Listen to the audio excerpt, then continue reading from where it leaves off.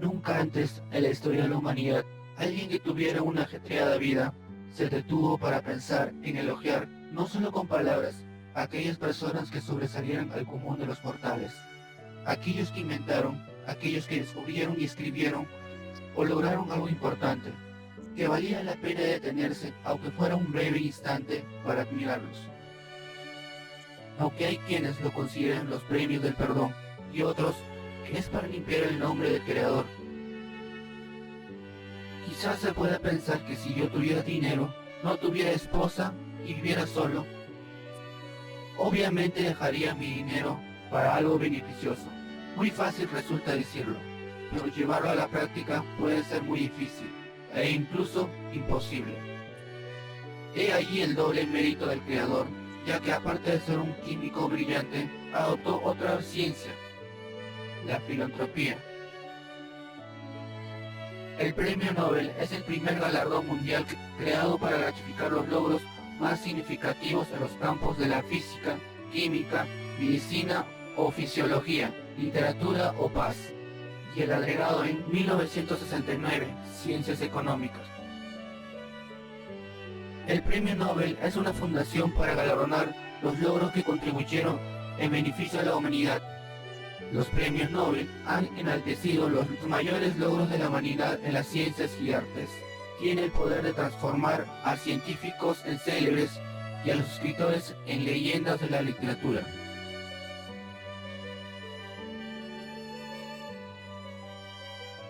La Fundación Nobel o el Premio Nobel lleva el nombre en memoria del creador.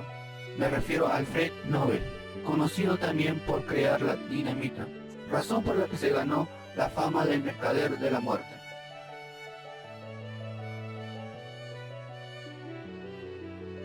Alfred Nobel nació el 21 de octubre de 1833 en Estocolmo, Suiza, en el seno de una familia de ingenieros y siendo el tercer hijo de 4 hijos.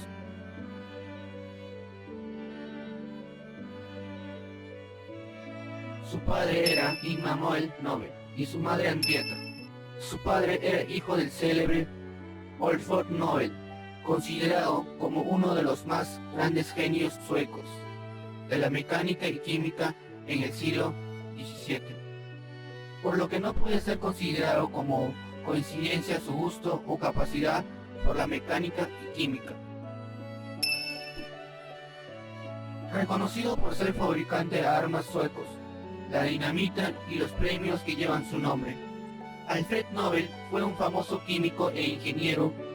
Registró más de 350 patentes y en las que su nombre sobrevive en varias compañías. Pese a la felicidad por el nacimiento de Alfred, la familia Nobel estaba viviendo un momento económico muy difícil. Y ese mismo año, su padre, propietario de unas minas, se declaró en quiebra y se veía obligado a dejar su familia y trasladarse a Rusia para establecerse en la capital de Rusia zarista, con el objetivo de introducirse en la industria del armamento. Vivió y estudió en la ciudad natal hasta los 9 años, edad en la que su familia se trasladó a Rusia. La situación económica de su padre había mejorado, y a los 9 años, en 1842, la familia Nobel se reunía con su padre de nuevo, donde su padre, que era ingeniero, inauguró una fábrica de armamento que quebró en 1959. Allí él y sus hermanos recibieron a manos de profesores privados. Su educación incluía ciencias naturales, idiomas y literatura. A los 17 años, Alfred Nobel ya hablaría fluidamente en sueco, ruso, francés, inglés y alemán. Esto de estudiar en casa hoy puede parecer algo muy poco usual y un reflejo de una familia de alta sociedad. Pero eso no era así en la ciudad de San Petersburgo, de aquellos tiempos en los que estudiar en casa era normal. Al quebrar la fábrica de su padre, Nobel decidió quedarse en Rusia, donde continuó realizando sus experimentos en química y física, donde creó sus primeros 3 patentes. Los hermanos Nobel tenían un maestro de origen sueco, quien les enseñó el idioma sueco, así como historia, además de introducirlos en el mundo de la literatura y filosofía. También tenía un maestro ruso que entre otras materias les enseñó los fundamentos de la matemática, física y química. Alfred mostraría mayor interés en la literatura y poesía inglesa, así como en química y física, tres campos de saber que se vieron reflejados años más tarde en tres categorías de los premios Nobel. Sin embargo, el padre de Alfred quería que sus hijos se dedicaran a la ingeniería y trabajaran con él en la empresa. También le desagradaba que su hijo Alfred se interesara por la poesía y pensaba que su hijo era algo introvertido. A los 18 años, Alfred escribió un poema autobiográfico de 425 líneas en un excelente inglés. Se titulaba "Dices que soy un acertijo", en la cual se menciona, entre otras cosas, una chica buena y hermosa, que me vio a mí, nada más que a mí por amor, pero tenía mayores demandas, estaba casada con una tumba. El poema termina haciendo referencia a soledad en la vida. Sin embargo, Alfred destruyó la mayoría de sus poemas en la juventud, pero los poemas y obras literarias que escribió en sus últimos años se pueden encontrar muchas referencias de sus años de juventud. Alfred tuvo un gran interés por la filosofía desde muy joven, comenzando con filósofos como Platón y Aristóteles. De ahí en adelante, mientras aún vivía en San Petersburgo, practicaba su francés y entre los ejercicios que realizaba, traducía a las obras de Voltaire del francés a sueco, y luego de vuelta al francés, luego de la cual compararía la última traducción con la versión original en francés. Además tenía la costumbre de memorizar diccionarios página por página. En 1850, con 17 años, su padre envió a su hijo Alfred para que perfeccionara sus conocimientos en ingeniería y química. Durante 2 años, Alfred Nobel visitó Suiza, Alemania, Francia y Estados Unidos, enriqueciendo más su carácter cosmopolita. De las ciudades que visitó, París era una de las que más le gustaba. Fue ahí que trabajó en el laboratorio privado del profesor químico francés, por recomendación de su profesor de química. En ese lugar conoció al químico italiano Ascanio Sobrero, quien 3 años antes había descubierto un líquido altamente explosivo que se producía al mezclar glicerina con ácido sulfúrico y ácido nítrico, y se consideraba muy peligroso para utilizarlo en la práctica, ya que a pesar de tener una fuerza explosiva mucho mayor que la pólvora, podía explotar de manera inesperada si se le exponía al calor o presión.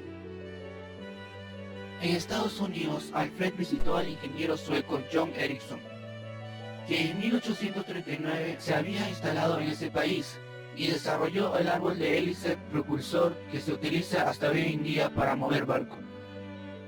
En 1852, Alfred fue llamado por su padre para volver a trabajar en el negocio familiar, gracias al desarrollo de equipos que realizaba para el ejército ruso.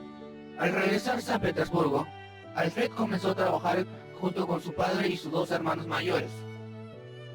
Pero en 1854 se enfermó y, sumado al trabajo exhaustivo, se vio obligado a dejar el trabajo y recuperarse durante un tiempo en las aguas termales de la ciudad.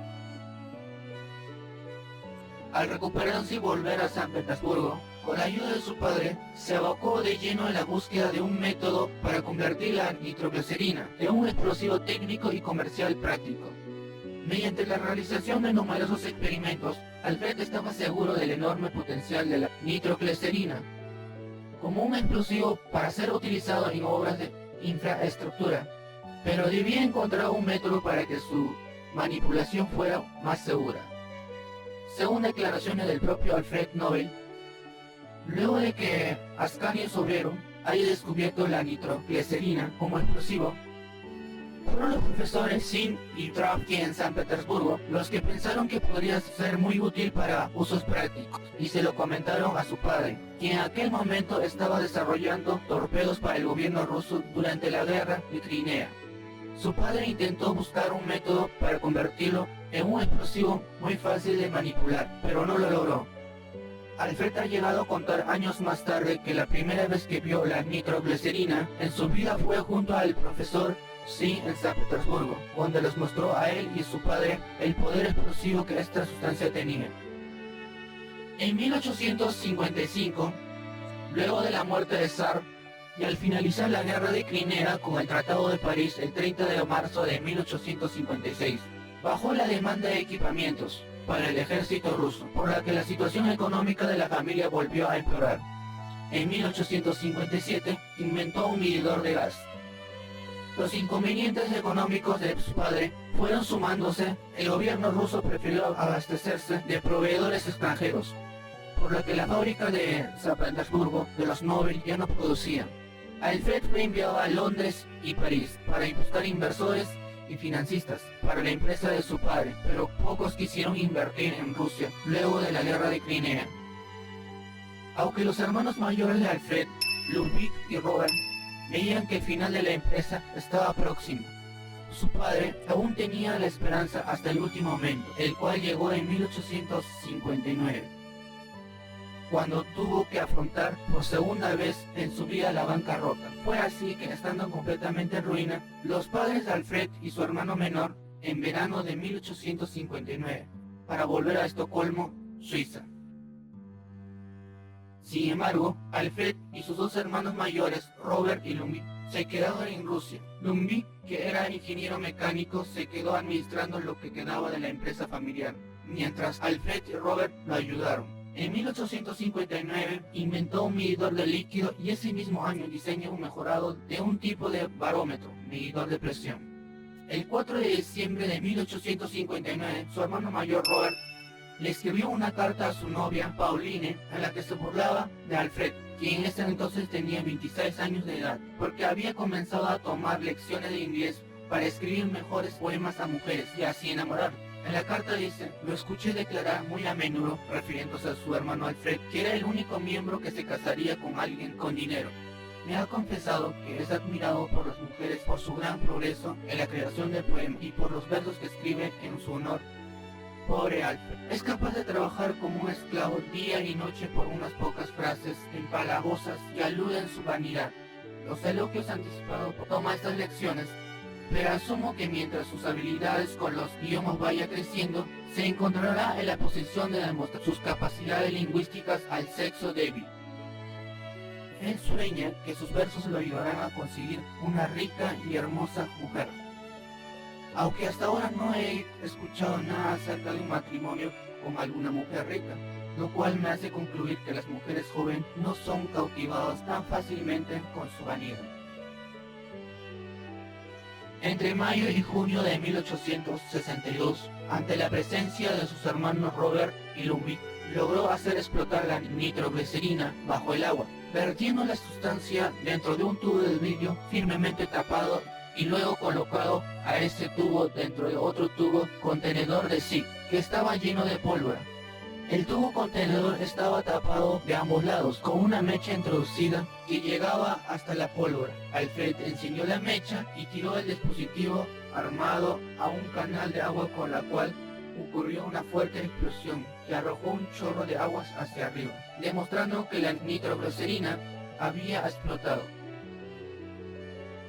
Entre 1862 y 1863, Alfred continuó experimentando con la nitroglicerina, haciendo una serie de explosiones submarinas exitosas en el río Neva, que pasa por la ciudad de San Petersburgo. Y es así como, siguiendo con esta idea y aprovechando sus habilidades para los negocios, funda por su propia cuenta en 1862 una fábrica de nitroglicerina en Estocolmo y 3 años después otras 2, llegando a ser esta última una de las más importantes de Europa.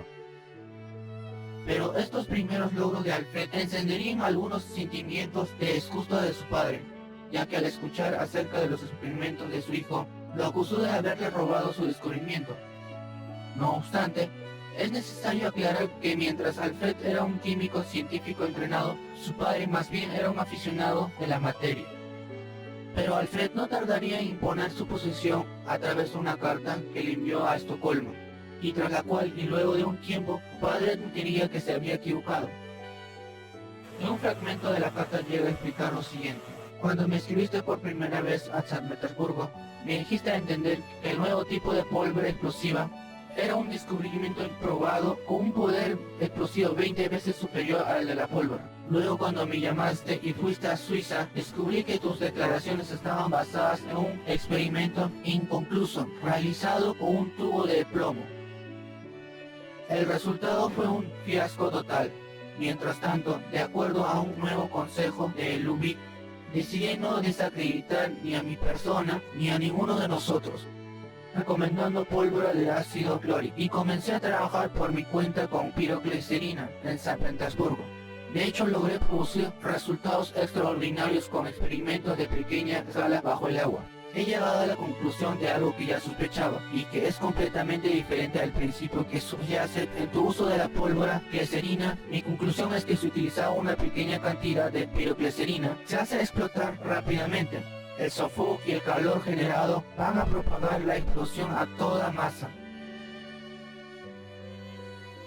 Luego de la manera sencilla y directa que Alfred aclaró la situación, luego de un tiempo la relación con su padre se recompuso.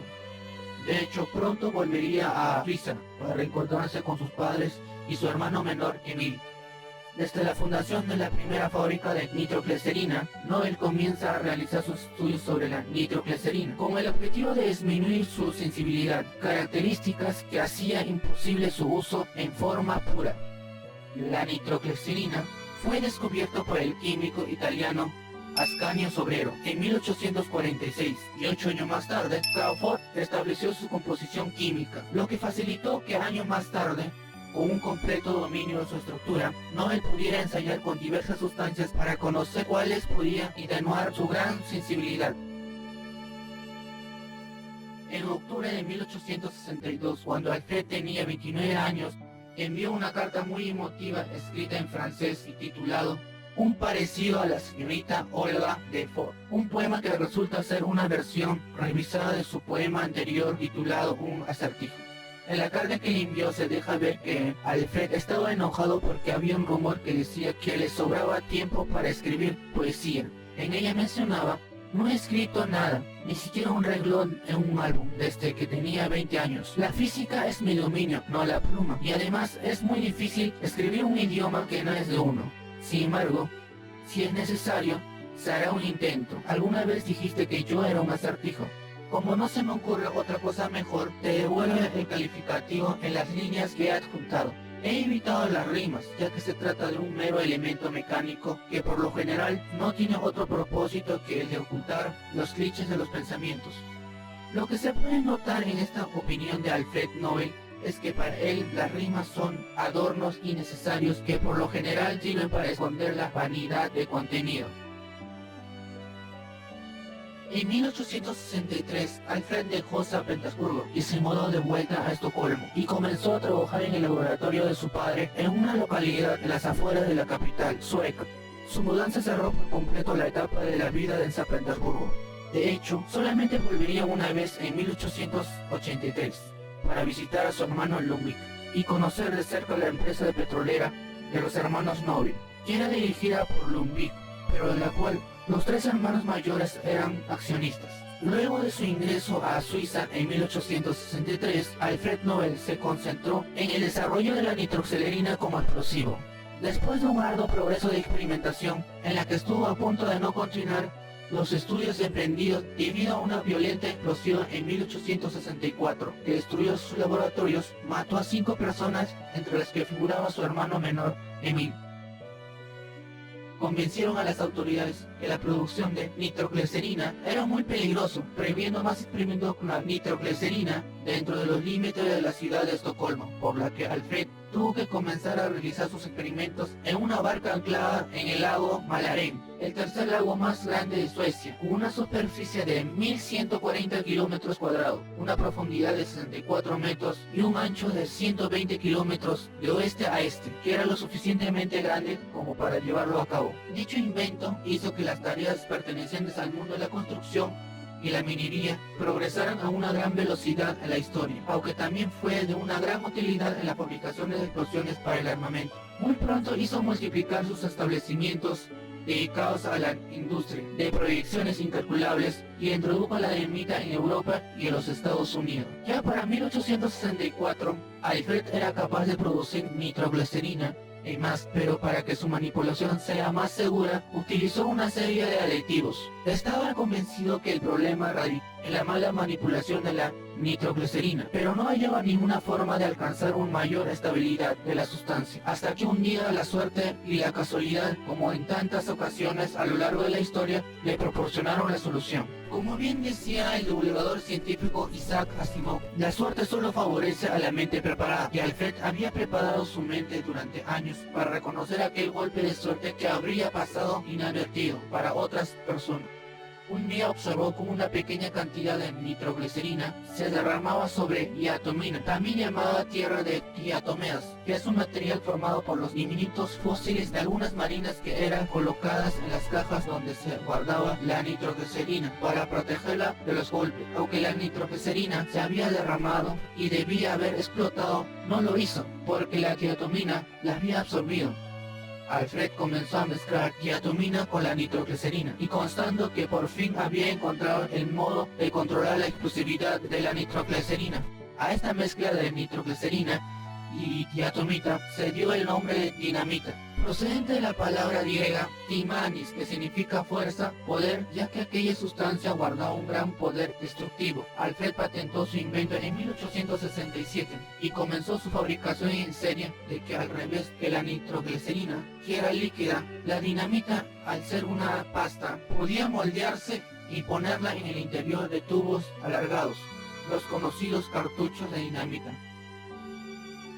En 1866, Alfred viajaba a Estados Unidos a mucha burocracia política y miedos populares hacia su invento, que según los rumores causaba terribles accidentes, y así como a socios poco honestos. Con el paso de los años abriría fábricas y laboratorios en unos 90 lugares distribuidos en más de 20 países. Aunque estaba instalado en París, se la pasaba viajando constantemente, por lo que se le consideraría un hombre muy cosmopolita. El poeta y novelista francés Victor Hugo lo describió como el vagabundo más rico de Europa. Finalmente, en 1867 patentó este material con el nombre de dinamita. Para detonar las barras de dinamita también inventó un detonador de mecha que se encendía al prender la llama con fuego. Para poder mejorar la imagen de su empresa con las controvertidas asociadas al uso de explosivos peligrosos, Nobel consideró bautizar a su invento con el nombre de pólvora segura de Nobel, pero finalmente se tomó el nombre de dinamita y se convertiría en el creador de la pirotécnica moderna. De igual forma, la explosión de los campos petroleros de Bakú le hizo ganar su gran fortuna, base de premio Nobel. Estos inventos de Alfred Nobel fueron realizados al mismo tiempo que las coronas de diamante utilizadas para perforadores y el taladro neumático, siendo el uso de estos tres inventos causantes de una gran reducción de costos en la construcción de obras que requerían de explosiones de rocas, como la creación de canales de agua entre las grandes obras. Sin embargo, el precio que tuvo que pagar Alfred Nobel con su búsqueda por controlar la nitroglicerina no fue bajo. En septiembre de 1864, una gran explosión en la fábrica de Nobel en Estocolmo se cobró las vidas de su hermano menor y otras 4 personas. En 1868, el año posterior para obtener su primer patente en la dinamita, Alfred Nobel y su padre fueron condecorados por la Real Academia Sueca de Ciencias. Curiosamente, la misma institución que décadas más tarde sería cargo de administrar varias categorías de los premios Nobel. El premio lo recibió por sus descubrimientos de gran importancia y valor práctico para la humanidad, frase que se reflejaría años más tarde en su testamento como uno de los principales criterios para galardonar a científicos y pensadores con su propio premio Nobel. Durante su vida más frenética, Nobel estuvo obligado a dejar a un costado sus intereses literarios, particularmente al principio de su carrera, cuando todo su tiempo estaba ocupado con experimentos, problemas financieros, viajes incesantes y su enorme imperio industrial. Sin embargo, no había abandonado la idea de convertirse en escritor. Durante una estadía en Hamburgo, Alemania, incluso contempló la idea de cambiar completamente su carrera. En otoño de 1868, el inventor de la dinamita tenía muchos inconvenientes con explosiones accidentales que generaban muchos artículos difamatorios en periódicos y la amenaza de bancarrota. Fatigado y atormentado, le escribió una carta a su hermano Robert, comentándole la idea de renunciar todo lo relacionado con su empresa. Quizás debería ganarme la vida con la pluma. No estoy completamente convencido de mi incompetencia, ya que la misma podría ser excusada por unos comentarios extremadamente favorables sobre algunos poemas que escribí en inglés por parte de un sabio escritor inglés, y a quien no conozco personalmente, por lo que sus comentarios no pueden ser considerados como cumplidos falsos. El escritor inglés al que se hacía referencia Nobel era el sacerdote Charles, un poeta aficionado. En una carta enviada a Nobel, fechado el 6 de octubre de 1868, Charles le expresó lo siguiente: las reflexiones son tantas y tan brillantes, aunque no siempre ciertas, que ni un lector podría quejarse ni por un momento de insulsez. No solamente lo leí con detención, sino que críticamente, como varias en las repercusiones que he agregado. Lo hubiese considerado como una producción maravillosa si fuera hecho por un inglés, pero la maravilla se multiplica 100 veces más, dado que el autor es un extranjero. He buscado laboriosamente cada error gramatical e idiomático y verás que son muy pocos. No hay ni media docena de líneas mediocres de las 425 líneas en total. Si puedes escribir un poema así en inglés, no me imagino lo que harías en tu propio idioma, especialmente si te tomaras tiempo. Para cuando estuvieras en la edad avanzada, tu experiencia sería muy grande, y se habrían ablandado las esperanzas de pensamiento y tendría un control perfecto de las palabras. Noel le prestó mucha atención a las críticas de Chaplin acerca de las versiones más tardías de su obra Un acertijo. En la correspondencia que mantenían, se deja ver que Nobel destruyó una gran cantidad de poemas escritos durante su juventud, así como también escribió una versión en sueco de dicho poema. En 1873, fijó su laboratorio cerca de París y fue entonces que creó la gelatina explosiva, llamado también gelatina de Nobel. Consiste en una mezcla de nitroglicerina y nitrocelulosa. Su vida era frenética y estresante, y en algunas de las cartas que escribió desde París de ser acusado o perseguido por personas que él describía como pura tortura. Ha llegado a escribir que la gente está loca, que entraba y salía de su oficina a cada rato, y que todo el mundo quería verlo y que su presencia era requerida en todos lados. Sin embargo, pudo controlar todas estas presiones y cumplir con todos sus deberes de empresario. Era muy persistente y casi invencible. Cuando Alfred Nobel no estaba viajando por asuntos de negocios, se la pasaba trabajando intensamente en varios de sus laboratorios. Se centró en el desarrollo de tecnologías innovadoras de explosivos para utilizarlos en obras de infraestructura, así como otros inventos químicos que incluían como goma sintética, cueros sintéticos, seda artificial, entre otros. Es necesario aclarar que el gran invento de Alfred Nobel, la dinamita, no fue introducida a Rusia, el país donde había comenzado sus experimentos, hasta 1877. En diciembre de ese año, el Parlamento de Finlandia, Gran Ducado, autónomo bajo el control de Rusia, aprobó el uso de la dinamita. Sin embargo, Nobel nunca tendría su propia fábrica de dinamita en territorio ruso. Aunque su genio y fama y creatividad iban en un ascenso espectacular, Nobel se sentía viejo y enfermo, y sobre todo solitario. Durante toda su vida sufrió de mala salud, y frecuentemente tomó curas en balnearios. Pero él confiaba y tenía la esperanza que grandes avances en la medicina y la profesión médica, e incluso trató de realizar algunos avances, por ejemplo, las transfusiones de sangre que él intentó realizar sin éxito. En 1873 se mudó a París, Francia. Siempre le había gustado esta ciudad, ya que era un gran centro de negocios internacionales y además contaba con todas las actividades culturales que él buscaba. Con 40 años de edad, ya había hecho sus grandes descubrimientos y había creado un imperio industrial mundial. Era millonario y contaba con múltiples propiedades en distintas partes del mundo, incluyendo una casa en pleno centro de la ciudad de París. Los cimientos ya estaban colocados, pero aún seguiría haciendo nuevos descubrimientos y obteniendo más patentes e inventos, por lo que sus empresas industriales, así como su fortuna, seguiría creciendo. Lo que le caracterizaba, más que su gran versatilidad, Alfred era inventor, empresario industrial y administrador. Él se encargaba de obtener los derechos de patentes, desarrollar productos, establecer nuevas compañías y hacer negocios y tratos en 5 idiomas con personas de muchas partes del mundo, sin la ayuda de una secretaria, y mucho antes que el teléfono y el fax y las computadoras hicieron las vidas de las personas mucho más fáciles. Además, debía viajar en tren o barco, ya que esto fue mucho antes de la invención del avión. Nobel con 40 años se compró una mansión muy elegante, en una zona exclusiva cerca del Arco de Triunfo. La casa estaba muy bien amueblada, ofreciendo un sólido confort con elegantes cuadros de recepción, un jardín invernal con víveros para orquídeas y establos para sus finos caballos rusos, que figuraban en el carruaje que utilizaba para realizar relajantes paseos por los bosques.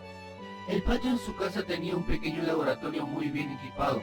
Allí en 1875 continuaba experimentando con nitroglicerina, con varios compuestos de nitrocelulosa similares al colodium, pero finalmente descubrió que utilizando en la combinación otro nitro explosivo se podía obtener una sustancia transparente gelatinosa con un poder explosivo superior al de la dinamita. Nobel tuvo éxito en la creación de gelatina explosiva o geleignita y fue patentado en 1876.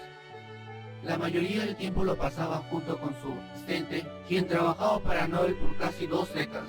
Sin embargo, con el tiempo necesitó un lugar más apropiado para realizar sus experimentos, por lo que en 1881 compró una propiedad con un laboratorio en Sebran, una localidad conurbana al noreste del país. El trabajo intenso y numerosos viajes que no le dejaron mucho tiempo libre y su presunta homosexualidad debido a que no se le conocía una relación con ninguna mujer. Así, con 43 años, en agosto de 1876 publicó en un periódico un anuncio que decía: caballero rico de edad madura, culto y que habla distintos idiomas, desea encontrar una señora madura dispuesta a ser su secretaria y supervisora doméstica. La más calificada de todas las candidatas solicitantes resultó ser una mujer austriaca, la condesa Bertha von. Distinguida, culta, bella, simplemente cautivó al señor anciano. Su relación sería breve, pero suficiente para que Nobel se enamorara de ella, y le preguntó si su corazón era libre, pero ella ya estaba enamorada de otro hombre. Ella fue tal vez su único eterno amor. Bertha se convertiría en una de las grandes impulsoras del pacifismo en el Imperio Austrohúngaro. Ejercía una gran influencia sobre Alfred, que probablemente contribuiría a la creación de los premios Nobel al final de su vida, en particular los premios Nobel de la Paz. Así Bertha sería la secretaria privada de Alfred Nobel, posición que solo le duró 2 semanas.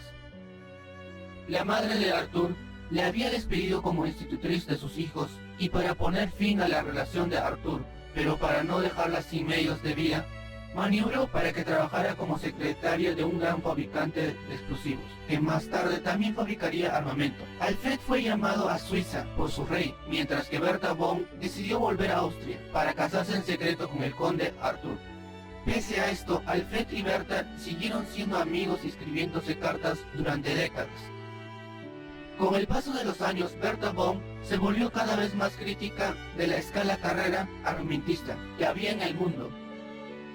Escribió un libro famoso titulado Abajo las armas, convirtiéndose en una gran prominente de los movimientos pacifistas. No hay duda de que ella influyó en varios de los ideales pacifistas de Alfred Nobel, quien en su último testamento, al crear los premios Nobel, incluyó la categoría para las personas y organizaciones que promovieran la paz. Algunos años luego de la muerte de Alfred Nobel, el comité del Parlamento noruego, encargado de entregar los premios Nobel de la Paz, decidió galardar en 1905 a Bertha von por su lucha y obras que promovían la paz. El mismo año de 1876 que había conocido a Bertha von, en uno de sus múltiples viajes, viaja a Viena. Nobel conoce a Sophie Ernst, quien entonces tenía 20 años y trabajaba como empleada de una florería.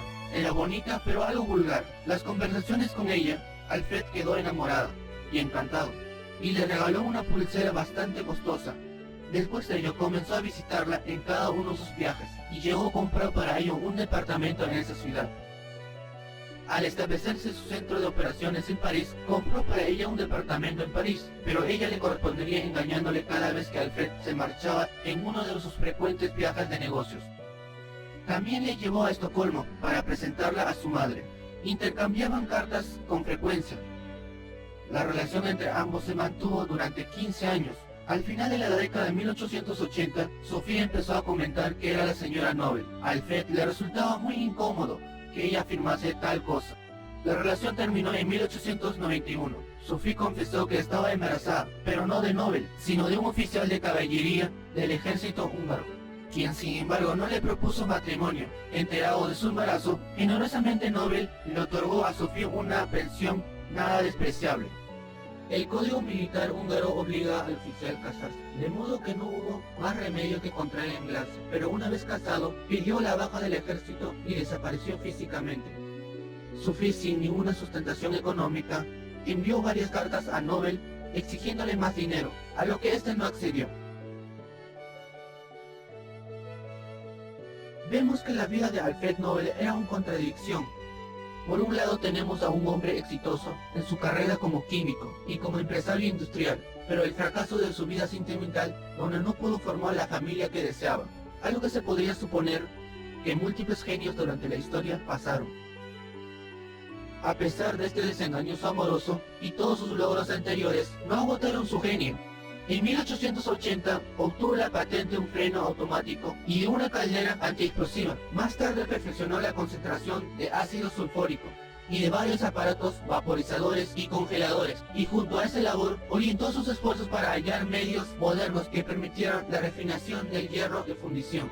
De extraordinaria importancia fue un método para la destilación continua del petróleo, aprobado en 1884, con el que estableció los fundamentos de la industria petrolera rusa, cuya ventajosa explotación contribuyó a una de las bases de su fortuna personal. En 1887, Alfred introdujo otro de sus revolucionarios inventos, la balística, una mezcla de 40% de nitrocelulosa y 60% de nitroglicerina cortado en copos. Este elemento se convertiría en un propulsor de funciones y continuó utilizándose por 75 años. Era muy superior a la pólvora negra y casi no generaba humo. La balística era la culminación de todos sus esfuerzos por crear un explosivo para minería lo más eficiente posible. Este invento coincidiría con la carrera de los europeos por obtener un poderoso producto militar que no generara humo para los misiles de artillería, torpedos y otras funciones durante los periodos políticamente inestables de los años de 1880. Una vez que el nuevo patente del nuevo producto de Nobel fue publicada, se le ofreció al gobierno francés. Lamentablemente los franceses no vieron ninguna necesidad de obtener la balística, ya que estaban a punto de producir un nuevo producto que no generara humo, basado en un invento químico francés. Entonces Alfred, como buen empresario, le ofreció su producto al gobierno italiano, el cual no dudó en aceptarlo. Así se abrió una gran fábrica en Avigliana, una localidad cercana a la ciudad de Turín, Italia, en la que se produciría balística por medio de un contrato firmado en 1889 que establecería la entrega de 300 toneladas de este explosivo. Pronto el gobierno italiano quiso adquirir los derechos para fabricar balística en su país por su propia cuenta, así que Nobel vendió la patente por $500,000 de libras italianas. Estas acciones no cayeron bien a Francia, y así comienza una horrible campaña de difamación contra Alfred Nobel en aquel país. Entre otras cosas que se lo acusaba injustamente de espionaje, fue amenazado con encarcelamiento, y su licencia para realizar experimentos en Francia fueron retirados. Eric, en su libro titulado Alfred Nobel, dice: las autoridades francesas no pueden ser culpables por vigilar a un ciudadano extranjero, aunque sea famoso, que estaba experimentando con materiales bélicos dentro de su país, los cuales eran vendidos a una potencia extranjera que pertenecía al Triple Alianza. Sin embargo, los cargos de espionaje industrial y robo de patentes, entre otros, en contra del inventor no tenían fundamento. Toda persona responsable lo sabía, pero las difamaciones en la prensa continuaron, alimentados por intereses políticos.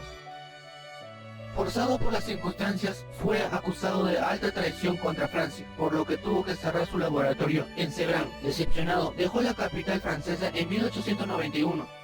Aunque se le prohibió seguir haciendo sus investigaciones en París, su ciudad favorita, mantuvo su casa hasta el día de su muerte.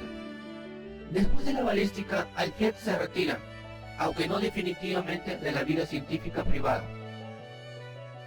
En 1888, su hermano Louis falleció estando de vacaciones en el sur de Francia, pero un periódico francés publicó erróneamente el obituario de Alfred, titulándolo "El mercader de la muerte está muerto". La nota acusatoria añadía: Dr. Alfred Nobel, quien se enriqueció encontrando maneras de matar a la gente más rápido, murió ayer. El título obviamente no agregó a su receptor, pero le hizo reflexionar sobre la manera en que sería recordado después de su verdadera muerte. Luego de visitar a su hermano Robert en Suiza, pasar por sus fábricas en Escocia, Gran Bretaña, Italia y Alemania, para dar unas conferencias, volvió a París para recoger sus equipos de laboratorio que no habían sido confiscados, así como posesiones personales que incluían el retrato de su madre y parte de su biblioteca. Durante los años de 1890, Alfred dedicó mucho tiempo al desarrollo de tecnologías armamentistas, pero no hay nada que indique que él veía esto como algo problemático. Como un año antes de su fallecimiento, Alfred pidió a su sobrino, Emanuel, que estudie la posibilidad de adquirir la mayoría de las acciones de un periódico sueco. Sus intenciones no eran promover sus propios intereses empresariales, sino, como él diría, utilizar su influencia en contra de las armas y ese tipo de medios de supervivencia medievales. Aunque también agregaría, pero si las armas seguirían existiendo, sus operaciones comerciales deberían ocurrir dentro del mismo país, ya que sería una rama de la industria que no debería depender de las importancias extranjeras, es con toda seguridad la industria del armamentista. Por lo visto, Alfred Nobel no consideraba su participación en la industria del armamentista. Es más, él pensaba que los científicos no eran responsables de cómo eran utilizados sus descubrimientos. Nobel pensaba que el descubrimiento que hacía cada pensador es de naturaleza neutral y que podía ser utilizado tanto como para buenos objetivos o como malos.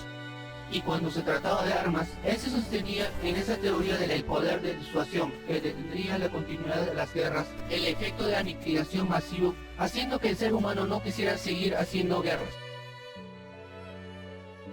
En 1891 se estableció en San Remo, Italia, donde crea un pequeño laboratorio y también hace sus últimas grandes inversiones, una fundición y la ampliación de una mansión familiar en Estocolmo. Su instalación ahí sería beneficiosa en muchos aspectos, ya que sufría de resfríos crónicos, por lo que el clima agradable de esa parte del Mediterráneo sería un alivio, luego el frío y la humedad de París. Pero Nobel no estaba bien, ya que en sus últimos años de vida comenzó a autorreprimirse por sus inventos, pues pensó que ayudaron a las guerras que fueran más crueles y sangrientas.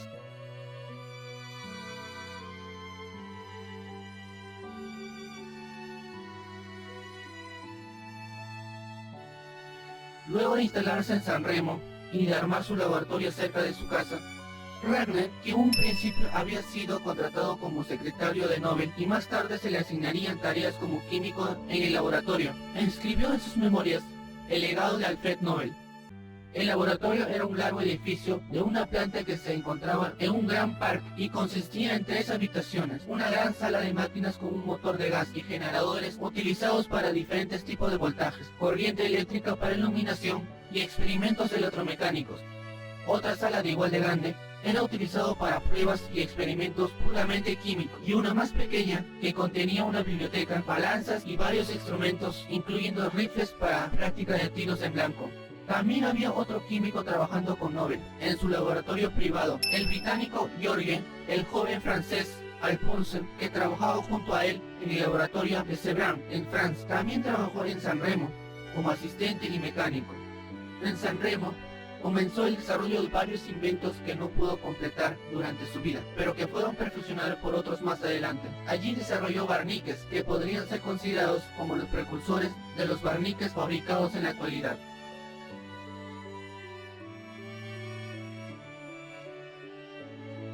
Nobel escribió varios testamentos durante su vida. El último de ellos se firmó el 17 de noviembre de 1895 en el Club Sueco Noruego de París, Francia. El testamento fue escrito por el propio Nobel, sin ningún tipo de ayuda, en presencia de 4 testigos de origen sueco, de los cuales ninguno era abogado. Durante este año realizó una lista de todos sus trabajos científicos y literarios. En una categoría titulada Literatura y Poesía registró 14 títulos, incluyendo borradores de novelas, dramas y poesía lírica, siendo este el último género predominante. La lista también revela que incluso durante su última etapa de vida tenía una cierta cantidad de proyectos en mente. Todo sugiere que en su juventud, la etapa más maleable ideológicamente de su vida, descubrió que los poemas románticos, en particular aquellos que escribía en inglés, haciendo que su interés en la poesía haya sido influido principalmente por este movimiento literario, el cual se había desarrollado por el resto de su vida. Obviamente él no pretendía compararse con otros brillantes pensadores o escritores de aquel tiempo. De hecho, en una carta dirigida sin fecha, a una tal señora Rané. Le adjuntó su poesía Pensamientos Nocturnos para que le diera su opinión, agregando: no tengo la menor pretensión de que mis versos sean llamados poesía. Escribo de vez en cuando, sin ningún otro propósito que el de atenuar mi depresión y mejorar mi inglés. ¿Piensas que luego de bastante práctica podré mejorar lo suficiente como para escribir una carta en tu idioma? En eso que escribió se puede notar un alto nivel de autocrítica y a la vez se hace notar su áspero sentido del humor. Pero Alfred también tenía un espíritu de humanista y filósofo. Ya se dijo que desde muy joven tenía interés por la literatura. Era un ávido lector de libros, ficción y también escribía sus propias obras dramáticas, así como en poemas.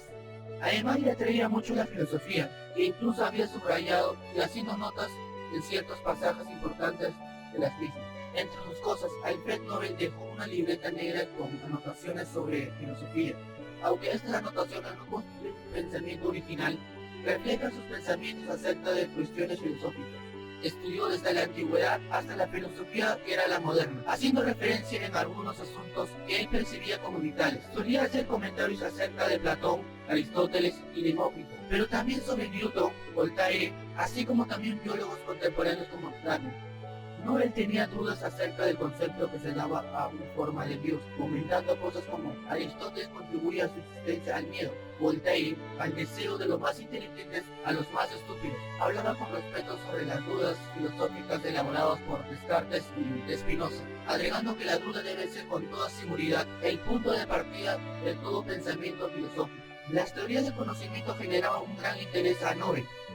De hecho, solía hacer referencia a tesis de Locke, que decía que todo conocimiento proviene de las impresiones sensoriales, declarando que el cerebro es un grabador de impresiones de poca confianza. Esto le llevó a reflexionar aún más de la metodología que se usaba en las ciencias y desarrollar una línea de pensamientos que, además de estar inspirado en las tesis de Locke, también parecía estar influido por las teorías del conocimiento de Alexander von. Nobel escribió que toda la ciencia está construida sobre las observaciones de similitudes y diferencias.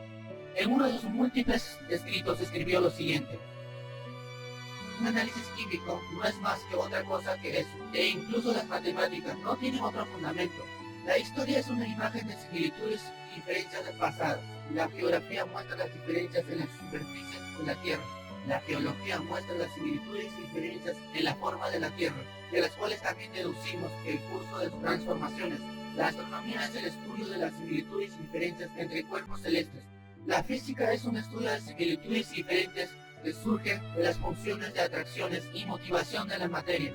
La única excepción a toda esta es la doctrina religiosa, pero esta también se encuentra sustentada por una credulidad y simpleza de la mayoría de la gente, e incluso la metafísica, si la cuestión que aborda no es demasiado descabellada, debe encontrar un sustento para sus hipótesis en algún tipo de analogía. Uno podría decir, sin exagerar, que las observaciones y búsqueda de similitudes y diferencias son la base de todo conocimiento humano. Nobel podría haber completado esta línea de pensamiento con las palabras del propio von Wolf: de la observación uno va a la experimentación, basado en analogías e instrucciones de las leyes empíricas. Nobel no patrocinaba ninguna teoría del conocimiento, sino más bien un método empírico.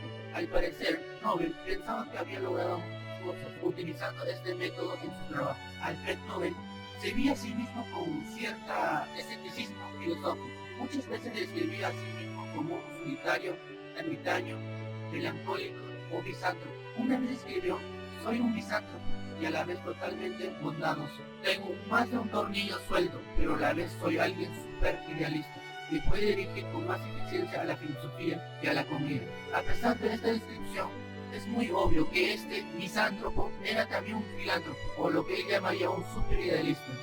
Fue el idealista que llevaba dentro de lo que hizo dejar toda su fortuna a aquellas que habían beneficiado a la humanidad a través de la ciencia, la literatura y los esfuerzos para promover la paz.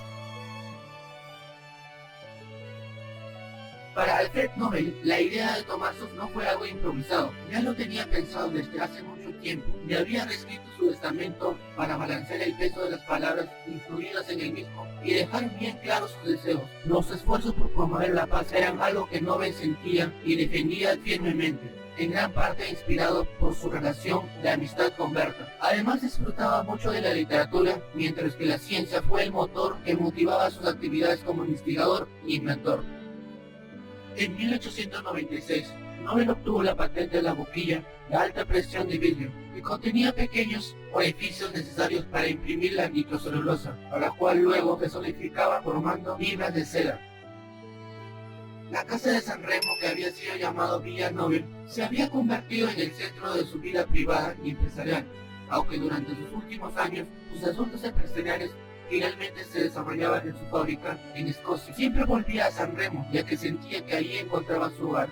Solía hacer caminatas por la pintoresca zona costera de San Remo, y no resultaba ser un vecino socialmente molesto en el barrio, y aunque sus ocasionales pruebas experimentales si no lo eran, tenía un pequeño muelle en la playa para sus pruebas con pólvora y armas de fuego, por lo que hasta ese entonces etílico balneario sería compulsionado de vez en cuando por sus pruebas experimentales en el muelle, y los vecinos comenzarían a quejarse. En uno de ellos, llamado Rosin, le ofreció venderle una propiedad mucho más grande, haciendo hincapié que el riesgo y el peligro de tener un laboratorio con tales tipos de experimentos para los vecinos se veían cerca. Finalmente Nobel terminó con 2 propiedades en sus manos, pero en un principio no sabía qué hacer con esta última propiedad. Ragnar luego contaría que tiempo después, durante los meses de mayo y junio, cuando Nobel hacía un tiempo para tomar un baño en las cálidas aguas del Mediterráneo, le dijo que se le había ocurrido una idea para darle un buen uso a la nueva propiedad. Va a ser un excelente lugar para cambiarnos de ropa cada vez que tomemos nuestro zambullido. Eso nos evitará estar en estas cabañas para vestirse abarrotados de italianos. Obviamente Alfred le dijo esto en broma, ya que tenía otros planes en mente, que incluía la renovación de la villa con nuevos amoblados. Durante la mayor parte de su vida, Alfred Nobel sufrió de una salud débil. Solía quejarse de indigestiones, dolores de cabeza, estados de depresión ocasionales. Tuvo que pasar algunos periodos de su vida en centros termales. Hacia lo último de su vida, Alfred Nobel tuvo que soportar problemas cardíacos acompañados de intensos dolores en el pecho. La razón por la que sus problemas de salud de la juventud no estaban muy claras, pero muchos piensan que simplemente era un joven con muchas exigencias, presiones por parte de sus padres y gran estrés mental. Luego en adultez pasaba largos periodos de tiempo en laboratorios trabajando con sustancias químicas y tóxicas en condiciones poco favorables para su salud. A eso hay que sumarle que debía hacerse cargo solo de sus fábricas y bancos y negocios en distintas partes del mundo, por lo que no tenía un hogar estable. En una carta llegó a confesar: mi hogar está donde trabajo y trabajo en todos lados. Al problema hay que agregarle situaciones en las que ocurrían explosiones en sus fábricas, a veces con muchos heridos, que generaban una publicidad negativa, violaciones a sus derechos de patentes y consecuentes conflictos judiciales. Agravaban su estado anímico y por consiguiente su salud.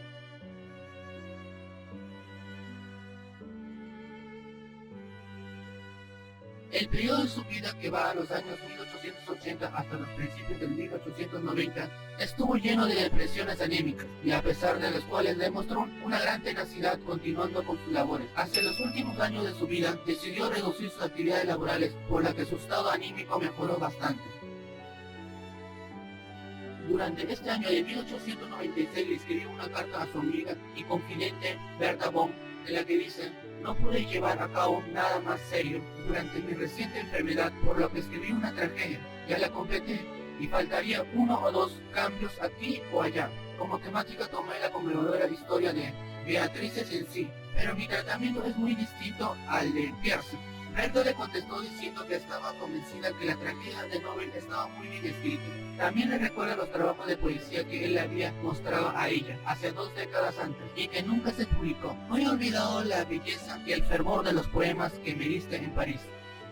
Berta también tocaría el tema de sus memorias, expresando: sus estudios y libros y experimentos ocupaban la mayor parte de su vida. También era un escritor y poeta, pero nunca publicó ninguno de sus trabajos de poesía. Él me dio un manuscrito de poema de 100 páginas escrito en inglés. Yo creo que era simplemente magnífico. Aunque es necesario aclarar que no hay ningún poema de 100 páginas escritos por Nobel que se haya preservado, por lo que quizás ella se refiere a varios poemas, por ejemplo, El acertijo y Pensamientos nocturnos, en su forma más pulido. Su poesía también nos sirve para entender un poco más de este hombre multifacético, quien durante este último año, mientras agonizaba, en 1896, escribió una tragedia titulada Némesis, la cual fue destruida y considerada como escandalosa y mentirosa, en la que dice: hay una filosofía de ambos, sentimientos y pensamientos. Sin embargo, existe una edición en sueco y otra en francés.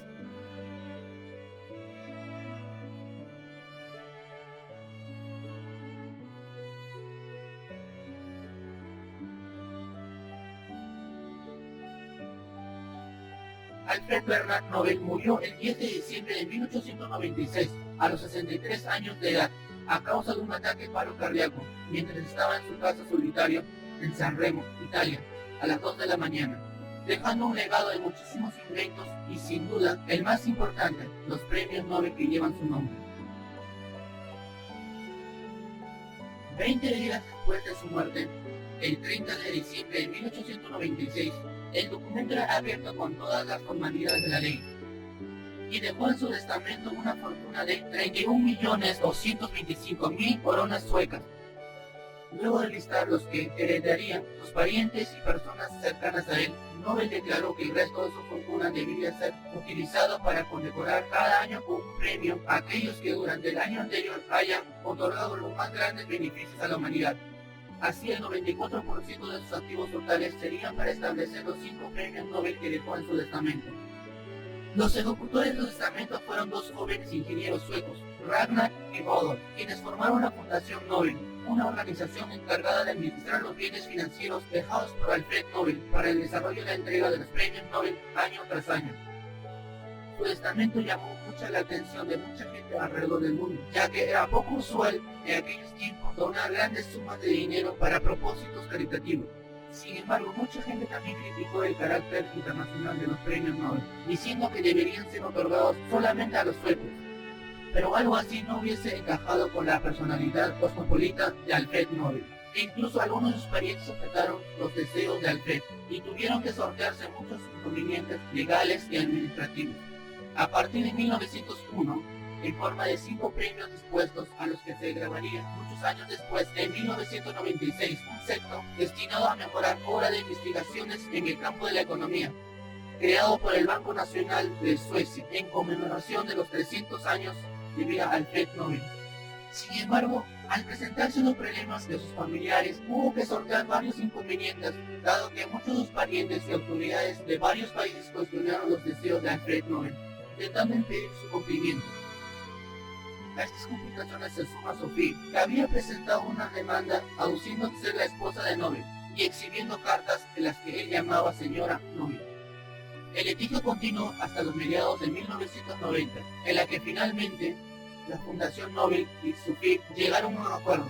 Por ese acuerdo se le otorgó una suculenta pensión de por vida, además de los derechos sobre la vivienda en París. A condición de esto, ella se comprometería a entregar todas las cartas de Nobel y guardar discreción acerca de su relación con Nobel.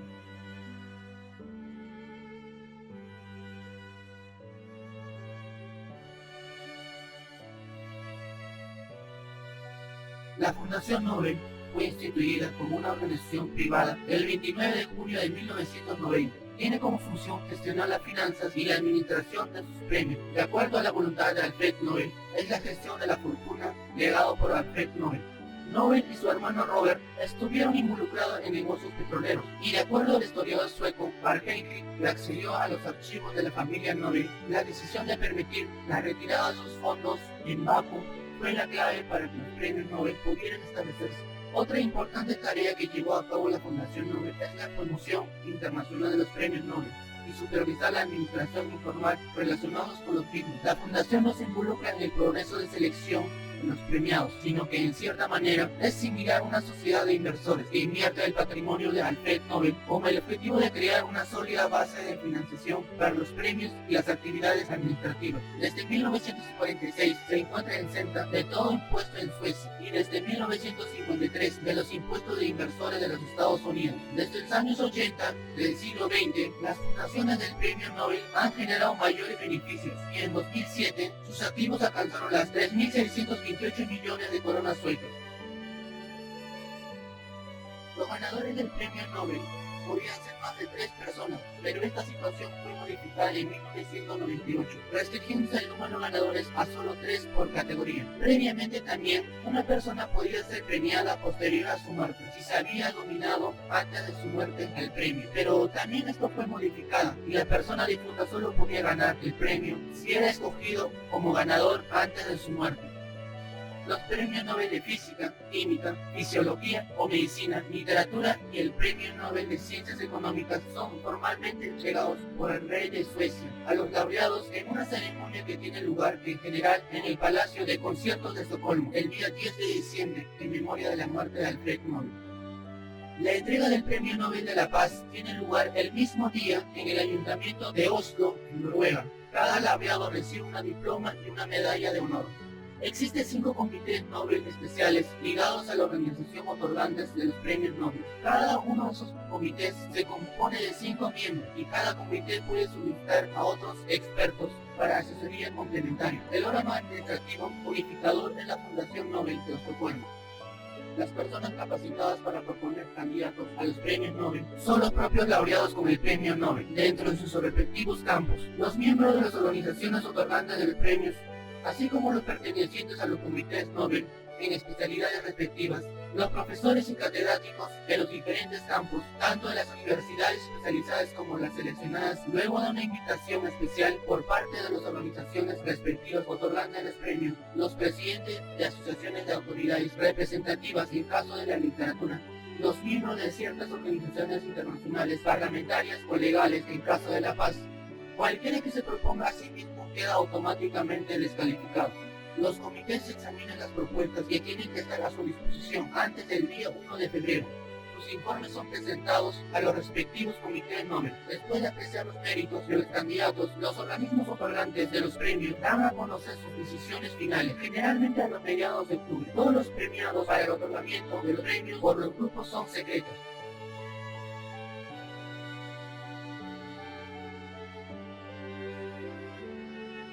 La medalla del Premio Nobel fue acuñados en Suecia, en la Casa de Moneda de Noruega, desde 1902, con marcas registradas de la Fundación Nobel, de las respectivas correspondientes de cada categoría. Física, Química, Fisiología o Medicina y Literatura fueron diseñadas por el escritor grabador Eric, en el cual encontramos a un joven que bajo un laurel escucha y escribe los cantos de una música, con el mismo verso, una imagen de Alfred Nobel de perfil izquierdo, acompañada de sus fechas de nacimiento y fallecimiento.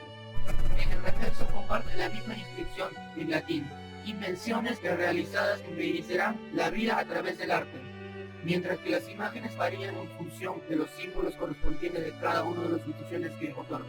En cambio, la medalla del Premio Nobel de la Paz fue realizada por el noruego Gustav Vasa y la correspondiente al Premio Nobel del Banco Sueco en Ciencias Económicas en memoria de Alfred Nobel por Humboldt. Ambas poseen también una imagen de Alfred Nobel, pero con un diseño ligeramente distinto. La medalla Nobel de la Paz tiene una cita escrita, mientras que la economía no tiene. Para la primera edición de los premios Nobel en 1901, las medallas no pudieron ser entregadas a tiempo. En su lugar se entregaron medallas temporales, también con la fija de Alfred Nobel, aunque fabricadas de un metal menos valioso, hasta que se pudieron finalizar las medallas definitivas al año siguiente. El retraso de la finalización de las medallas se debió a que cada una de las instituciones que otorgan los premios debía aprobar los sellos de los reversos, algo que no estuvo exento de polémica. Desde 1902, todas las medallas han mantenido sus respectivos diseños. Hasta 1980, en oro de 23 quilates. A partir de ese entonces, se han realizado en oro de verde de 18 quilates, recubierto de oro de 24 quilates. Su peso varía en función del oro, pero cada medalla pesa de media unos 200 gramos y su diámetro es de 66 milímetros.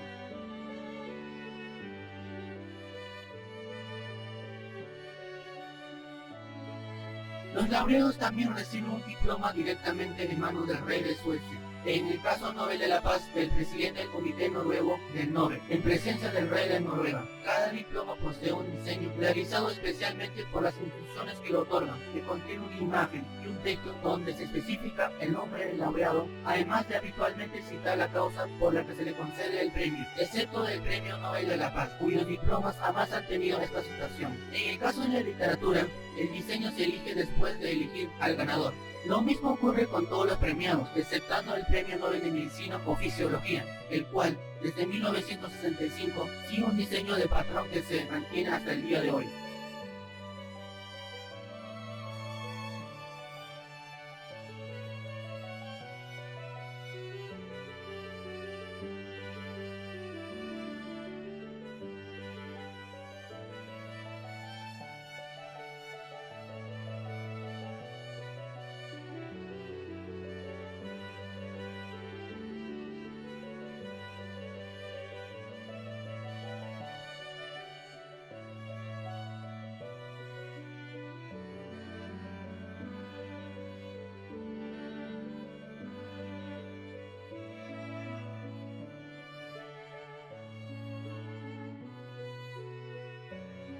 Una vez establecida la Fundación Nobel y sus directrices, los comités del Nobel comenzaron a reunir nominaciones para los premios inaugurales y enviaron una lista de candidatos preliminares a las instituciones que concederían los premios.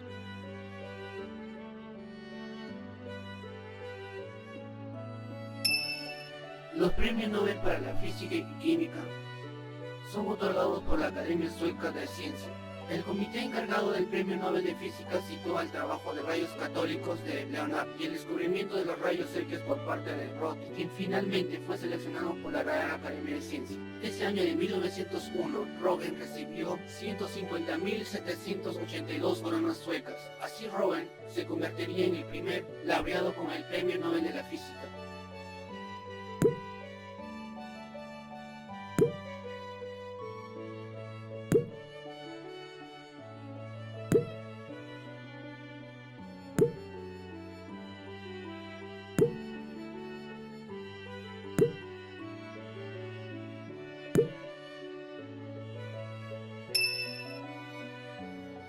En el caso del Premio Nobel de Química, en las últimas décadas del siglo XIX, los químicos habían hecho muchas contribuciones significativas, por la que la Academia de Ciencias se enfrentó principalmente al mero hecho de decidir el orden que se debería otorgar a los científicos.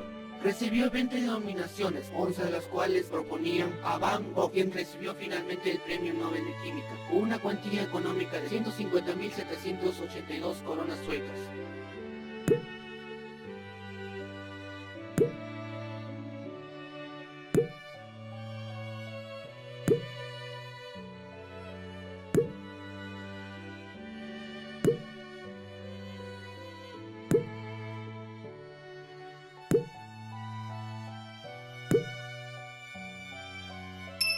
En el caso de la fisiología y medicina, serían otorgados por el Instituto Karolinska de Estocolmo. Por su parte, fue a parar al fisiólogo y microbiólogo Emil, quien durante la década de 1890 desarrolló una antitoxina para tratar la difteria, que hasta ese entonces causaba miles de muertos cada año. También recibió una economía equivalente a 150.702 coronas suecas.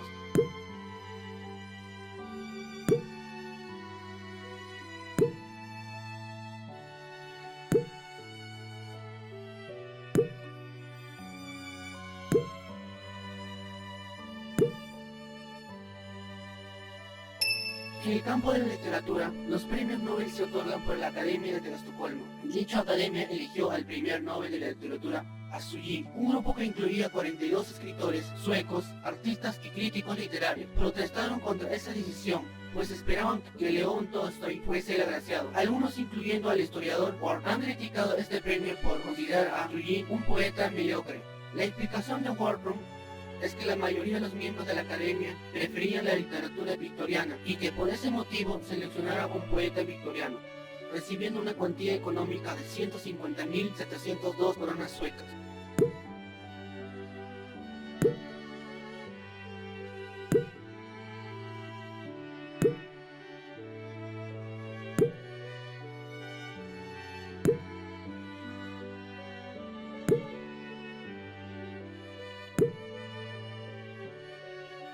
Para el Premio Nobel de la Paz, como bien dejó claro Nobel en su testamento, sería un comité conformado por 5 miembros elegidos por el Storting noruego. Originalmente, el comité noruego del Nobel asignó a figuras prominentes como Bjørgen, Lombard, Morrison y Hoyne para dar credibilidad al Premio Nobel de la Paz. Finalmente se otorgó a 2 destacadas figuras del reciente movimiento por la paz. Frederick, fundador de la Unión Imparlamentaria, y Henry, fundador del Comité Internacional de la Cruz Roja. Frederick y Henry compartieron una cuantía económica de 150.702 coronas suecas. Cuando el testamento de Alfred Nobel fue dado a conocer, luego de su muerte, se supo que había establecido entre uno de sus premios uno dedicado a la paz. Esto creó una gran polémica y una sensación internacional, ya que su nombre estaba vinculado a explosivos e inventos más bien útiles para hacer la guerra, y ciertamente no a asuntos relacionados con la paz. Según la condesa austríaca Berta, su amiga de toda la vida, desde su primer encuentro con Alfred en 1876, él había expresado su interés en producir un material o máquina con un efecto tan devastador que la guerra, desde el momento en que fuera utilizado, sería algo imposible de seguir haciéndolo. En 1891, él le comentó a la condesa, hablando acerca de sus fábricas: quizás mis fábricas pondrán un fin a la guerra antes que tus congresos. El día en que dos ejércitos se aniquilen mutuamente en un segundo, todas las naciones civilizadas van a retroceder del terror y desmantelar sus tropas. Nobel no vivió lo suficiente para ser testigo de la Primera y Segunda Guerra Mundial y darse cuenta lo equivocado que estaba. Se podría decir que la visión de Nobel acerca del método para terminar la guerra o con las guerras, causado por el uso de armas y explosivos de destrucción masiva, era una manera cómoda de defender sus actividades empresariales. El contacto de Nobel con Berta obviamente tuvo un impacto en su pensamiento, por lo menos hasta cierto punto. La condesa fue una gran referente del movimiento de la paz desarrollado en Europa durante la última parte del siglo XIX e intentó involucrar a Nobel en estas actividades, y aunque lo logró, fue de manera parcial. Alfred se volvió miembro de la Asociación Pacífica Austriaca y contribuyó con un dinero para dicha entidad, aunque él ha llegado a escribir con toda franqueza de que no era dinero lo que se necesitaba, sino un programa real, y solo con los buenos deseos no se va a asegurar la paz. A pesar de pronunciarse escéptico hacia las organizaciones de la paz y sus congresos, Alfred Nobel continuó observando las labores en búsqueda de la paz en Europa e incluso contrató a un ex diplomático turco con el principal objetivo de mantener al tanto acerca de las actividades de los movimientos de la paz, incluyendo el estudio de nuevos procedimientos de resolución de conflictos, por ejemplo el establecimiento de algún tipo de corte internacional.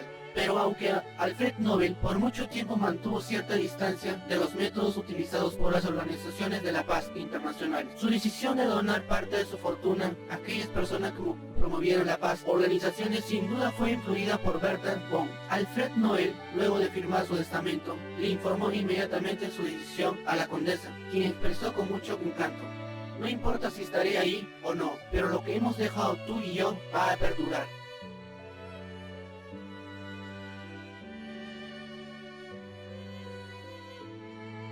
Por su parte, el Premio Nobel de Economía sería otorgado por la Real Academia de las Ciencias. Con el motivo del tercer centenario, el Banco Central sueco donó en 1968 una importante suma de dinero a la Fundación Nobel para que se emplease en la creación de un premio Nobel en honor a Alfred Nobel, el premio en Ciencias Económicas, que se entregó por primera vez al año siguiente a Hans Frisch por haber desarrollado y aplicado métodos dinámicos para el análisis de los procesos económicos. La Real Academia Sueca de las Ciencias se convirtió desde ese entonces en la responsable de seleccionar a los premiados del Premio Nobel de Economía, aunque en realidad no es un premio Nobel debido a que no se testifica en el testamento de Nobel. No obstante, se le identifica íntimamente con estos premios. De hecho, los galardonados se anuncian junto a los ganadores del premio Nobel. El premio se presenta en la misma ceremonia que se entrega los premios Nobel en Suiza. La junta directiva de los premios Nobel, que tras esta incorporación no se permitiría la creación de nuevos premios adicionales.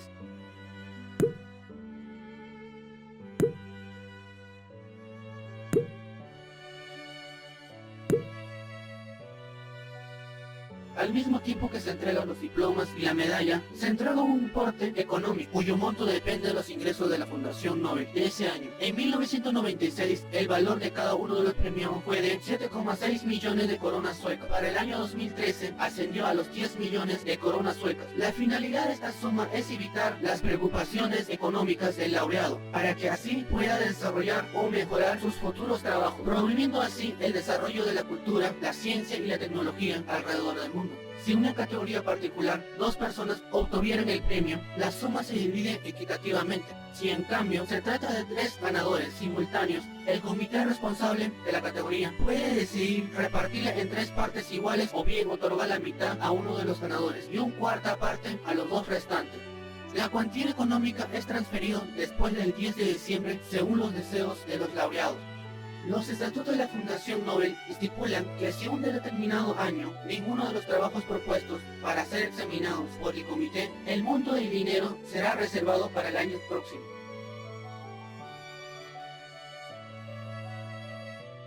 Los premios Nobel son considerados en general como los más altos honores cívicos del mundo, al parte de estimular a los ganadores y a los candidatos a nuevos esfuerzos. Los premiados han servido para hacer que los logros científicos y literarios, y así como las contribuciones por la humanidad, sean mucho más amplios, difundidos y conocidos. Sin duda alguna, el apellido del Merced de la Muerte ha pasado a significar, en la mayoría de las ocasiones, honor y éxito, precisamente lo que Nobel buscaba.